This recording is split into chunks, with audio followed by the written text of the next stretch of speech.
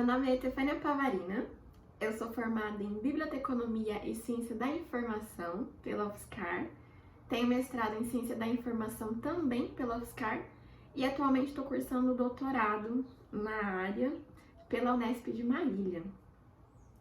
Primeiramente, eu gostaria de agradecer o convite da Andressa Silva e da professora Márcia Regina da Silva para estar aqui conversando com vocês nesse projeto de extensão. Com muita alegria eu recebi esse convite e preparei o vídeo com carinho para vocês. Então, começando, eu pesquiso as questões de catalogação de histórias em quadrinhos há alguns anos. E hoje eu vim falar um pouquinho sobre um trabalho que eu desenvolvi numa disciplina do mestrado, na UFSCar, e com a colaboração da professora Zaira Zafalon, realizamos melhorias e apresentamos no Enancib. Então, desde a minha graduação, eu me interesso pelos quadrinhos por eles serem um patrimônio cultural material, que é muito importante em diversos países, além de se configurarem como manifestações artísticas que representam a cultura local, nacional, fatores históricos e também, consequentemente, eles refletem as preocupações de determinada época e sociedade. Então a gente percebe que, além de fornecer entretenimento, os quadrinhos eles são registros históricos que podem nos ajudar a entender e também analisar a história de determinada época, cultura ou sociedade, o que os configura como um documento histórico sociocultural e garante também a sua identidade como um bem patrimonial. Isso torna os quadrinhos um recurso importante dentro das instituições de patrimônio cultural. As bibliotecas, os arquivos, os museus, e também existem pesquisas que apontam que os quadrinhos eles vêm sendo muito requisitados nessas instituições, cumprindo diversas finalidades, desde lazer e entretenimento a questões de ensino e pesquisa. Lá no início das minhas pesquisas, eu encontrei bastante dificuldade para realizar a catalogação do recurso em si, e também falta de literatura científica na área específica sobre catalogação de histórias em quadrinhos, que foi uma barreira a ser superada. Por quê? Porque os quadrinhos eles têm especificidade, que os instrumentos, os métodos e os processos de catalogação convencional, que na sua grande maioria eles são projetados, produzidos pensando nos livros, eles não são adequados para catalogar esse tipo de recurso. Até mesmo se a gente for pegar os métodos de análise e representação de imagens, eles também não atendem tanto às particularidades das histórias em quadrinhos. Então eles têm que ser adaptados ou usados como base para desenvolver métodos próprios. Porque os quadrinhos, eles são um recurso informacional que possui uma linguagem sincrética.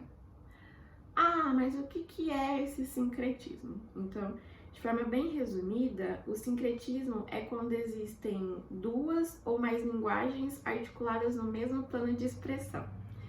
E esse plano de expressão, traduzindo para a linguagem da ciência da informação, ele pode ser entendido como suporte do recurso informacional. Então, não é só uma linguagem articulada no mesmo suporte, No caso dos quadrinhos, é articulada a linguagem visual e a linguagem verbal. Então, a gente tem que pensar em representar elementos de ambas as linguagens, porque as duas em conjunto formam o processo de semiose dos quadrinhos. Pensando nisso, é preciso desenvolver pesquisas sobre como catalogar esse recurso, quais padrões utilizar, quais metadados, para viabilizar a recuperação e o acesso às informações das histórias em quadrinhos. Então, entrando nessa temática da exposição de hoje, nós temos os metadados como um elemento-chave. Mas por quê? Porque a gente atribui metadados na criação lá do registro bibliográfico, que nos sistemas eles atuam como substitutos, as representações do recurso que a gente quer acessar. Então, o registro bibliográfico, ele tem um valor simbólico que é comunicado por meio dos metadados. Então, é necessário ter metadados que comuniquem esses elementos e esses valores para os usuários, né? E a falta de detalhes nos registros bibliográficos, né, a falta de atribuição de metadados, ela dificulta a transmissão de significados para os usuários, o que pode provocar uma perda significativa de informações ou até mesmo buscas imprecisas. Então, o processo comunicativo entre o usuário e o sistema, ele só é efetivo a partir do enriquecimento semântico que propicia uma melhor descrição nos registros bibliográficos e, consequentemente, né, pode gerar o estabelecimento de pontos de acesso bem informados. Então, para que os quadrinhos eles possam compor os acervos das instituições de patrimônio cultural, é necessário que seja feito tratamento documental, né? Então a gente dá o destaque para a catalogação porque ela tem as condições, por meio de seus processos, instrumentos, padrões, de garantir e ampliar as formas de recuperação, né? E, consequentemente, o acesso às histórias em quadrinho. Na questão específica da catalogação dos quadrinhos, é preciso a gente ter um olhar mais acurado, né, do profissional para garantir a representação adequada, né, que considerem tanto as questões visuais quanto verbais, né, e os elementos intrínsecos e extrínsecos também. E essas questões me geraram um interesse e, consequentemente, uma reflexão, né, que tem como produto a minha questão de pesquisa, que foi quais metadados contribuem para a recuperação e acesso das histórias em quadrinhos, que são compreendidos como documentos culturais materiais, né, que compõem o acervo de instituições de patrimônio cultural. Então, pensando nisso, como objetivo foi analisar, né, os metadados para catalogação de histórias em quadrinhos. E como foi feito isso? Primeiramente, realizamos um mapeamento de literatura nas bases Web of Science, Google Scholar, Brapse e Lisa, para identificar quais iniciativas existentes sobre elementos e padrões de metadados específicos de histórias em quadrinhos. A partir desse mapeamento foram identificados 4 padrões, o ACBF, o CBML, e o ComicsML e o COMET. Os 3 primeiros padrões, ACBF, CBML e ComicsML, eles podem ser caracterizados como uma linguagem de marcação. Já o COMET, ele é um padrão de estrutura. Então, a partir disso, foi realizada uma análise de cada um desses padrões, né, considerando o tipo do padrão, as vantagens, as limitações e o tipo de recurso informacional ao qual se aplica. Isto é, se é um recurso de suporte físico, digital ou digitalizado. Então, nas análises, foi percebido que cada padrão possui um objetivo diferente. Por exemplo, o ACBF, ele tem um objetivo mais de fornecer informações estruturais e também semânticas sobre os quadrinhos representados. Já o CBML, ele está mais voltado para explorar, de uma forma geral, a modelagem e a representação dos quadrinhos, né, que integra imagens e palavras. O COMET, ele tem mais uma iniciativa de padronizar os metadados para facilitar o compartilhamento, né, entre os programas, plataformas e dispositivos. E o ComicsML, ele volta mais para publicação de quadrinhos na web. Nisso, eles também possuem, né, suas vantagens e limitações. Eu não vou falar de todas, porque não dá tempo, né? Mas caso alguém tenha interesse futuramente, tá todas descritas no trabalho, todas que foram identificadas.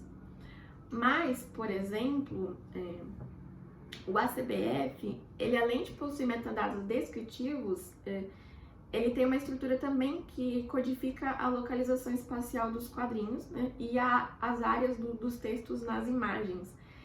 E também ele permite a captura de cenas com o mouse durante a leitura.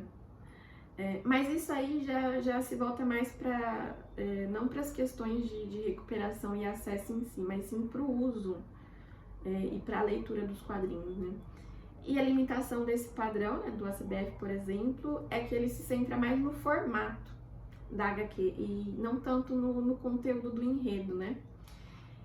Isto é, ele está centralizado na estrutura da visualização em si, né? O que carece de metadados de conteúdo, né? Aqueles metadados de assunto que geram pontos de acesso também importante, né? Essa também é uma limitação semelhante do Comet, né? Que ele não possui elementos de metadados para a descrição do enredo em si.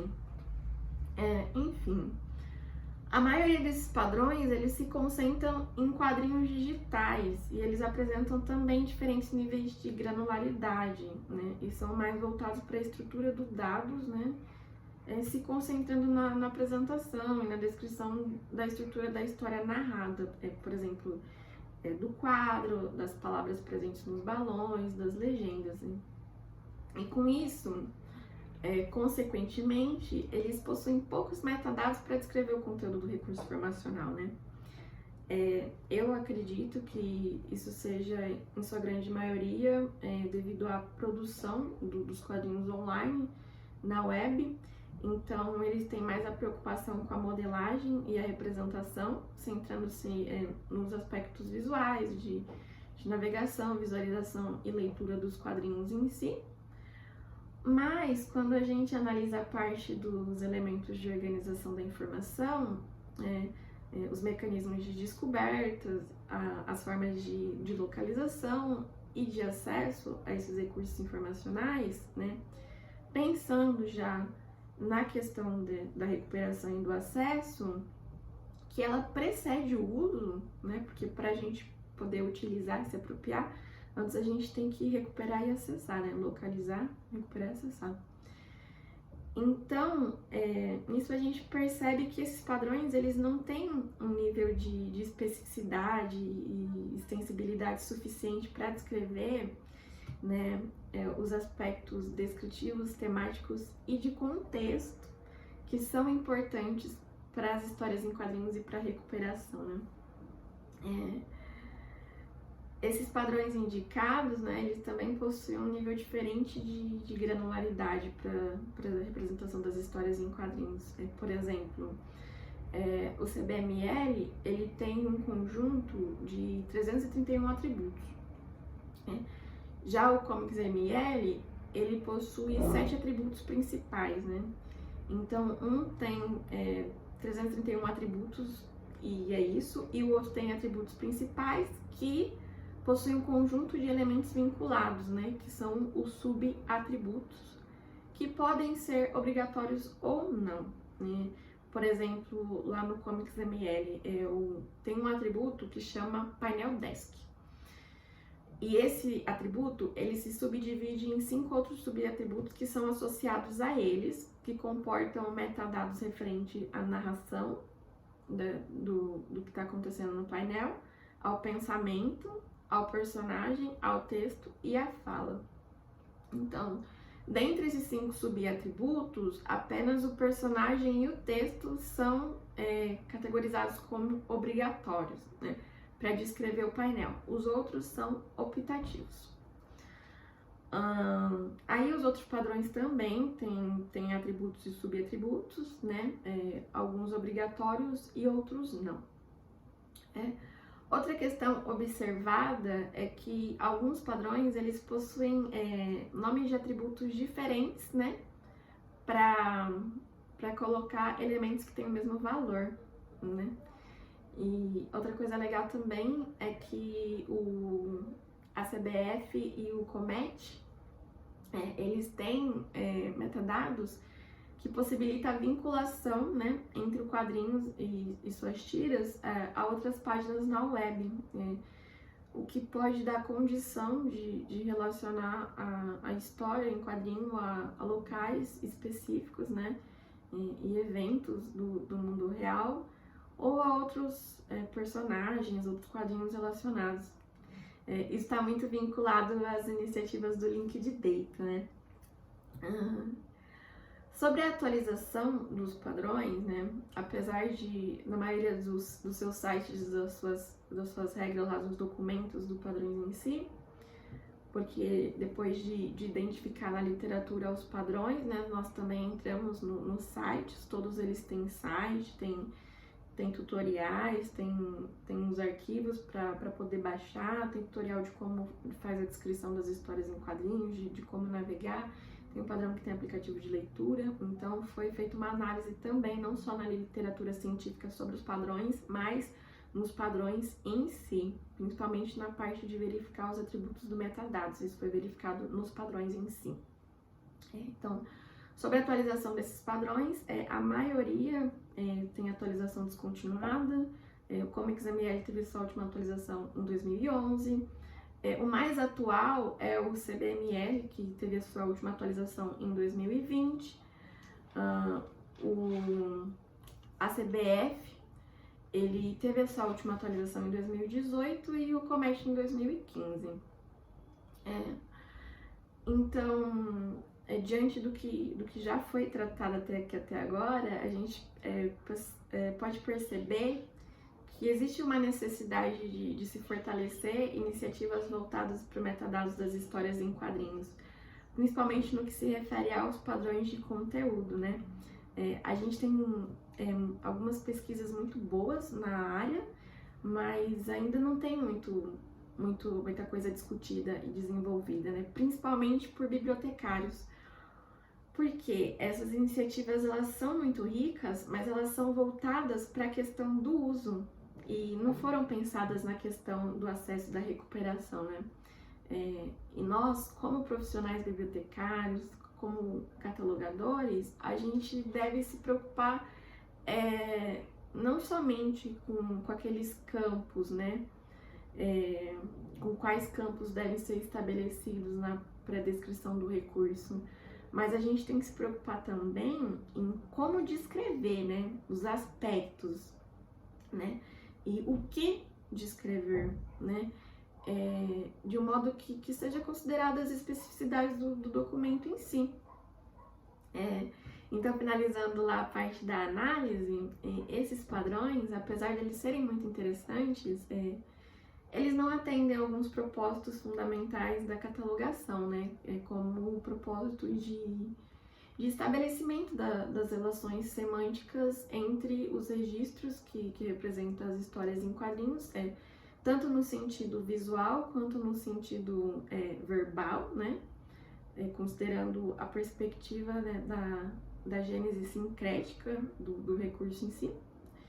E eles também apresentam poucos elementos de metadados voltados para a recuperação, né? E não possuem, por não serem produtos da área da biblioteconomia, serem mais da área da computação, eles não têm vocabulário controlado que garante a padronização dos termos e também não contemplam indicações de dados de localização. Então, diante disso, a gente verifica que esses padrões, eles são mais indicados para a organização de acervos pessoais, né? Eles não possuem tanta aderência em instituições de patrimônio cultural. Então, eu gostaria de finalizar a minha fala reforçando que as histórias em quadrinhos, elas são patrimônios culturais importantes, o que torna necessário a gente continuar desenvolvendo pesquisas e iniciativas sobre a catalogação e elementos de metadados desse tipo de recurso para contribuir para o acesso e a recuperação das histórias em quadrinhos pelos usuários. Eu agradeço novamente o convite e a oportunidade para participar do projeto e sigo à disposição.